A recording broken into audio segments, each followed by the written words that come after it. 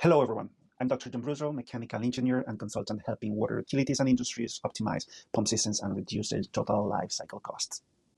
In today's video, we're going to look at something that most engineers and facility managers underestimate: the hidden cost of pump inefficiency. Many organizations focus only on the purchase price of their pumps, but the reality is that the purchase cost represents less than 10% of what a pump will truly cost over its entire life. The real money disappears silently every hour the system runs below its efficiency curve. Here's the surprising truth. According to large-scale industry studies, about 40 to 50% of pumps worldwide operate off their optimal efficiency point. That inefficiency wastes enormous amounts of electricity, often up to 30 to 40% in total energy use in water distribution systems. And because pumps are amongst the largest energy consumers in any facility, small improvements translate into massive long-term savings. Let's break down where the money goes over a pump's lifetime. The initial cost, buying the pump, motor, and instruments, typically accounts for less than 10% of the total lifecycle cost. Energy cost, on the other hand, can reach up to 40% or more. It accumulates quietly because the pump runs thousands of hours a year.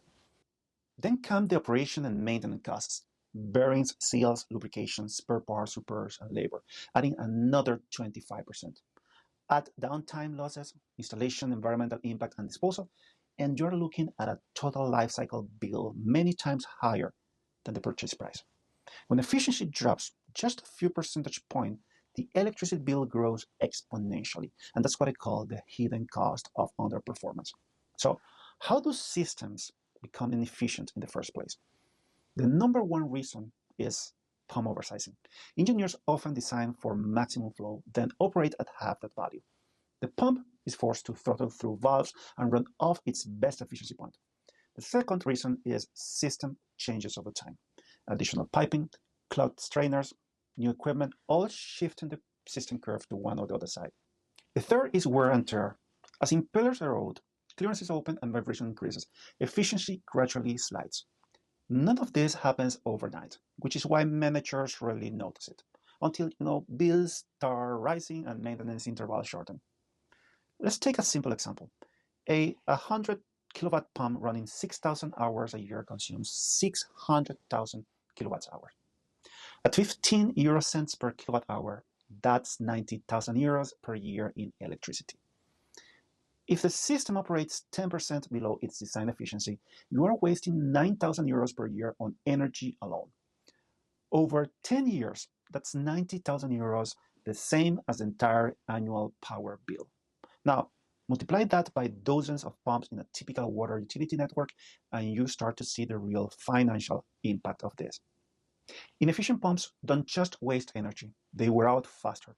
Operating away from the best efficiency point increases radial loads, vibration, and bearing stress. That means more frequent seal failures, shorter bearing life, and more downtime.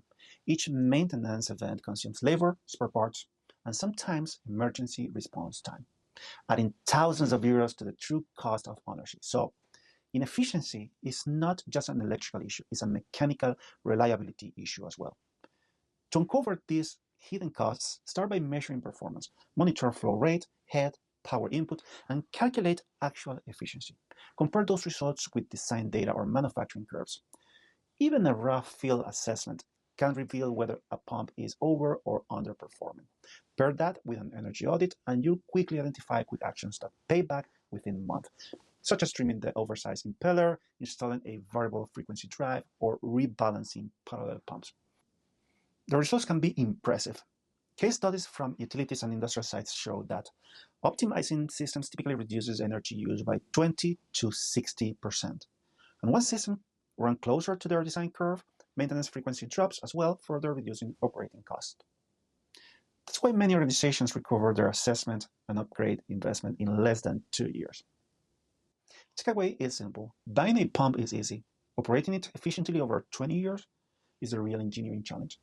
If your organization has never conducted a full lifecycle cost analysis, now is the time. In the next video, I'll explain step by step how to calculate total cost of ownership for a pumping system and identify your biggest savings hide. I'm Dr. John Bruzo.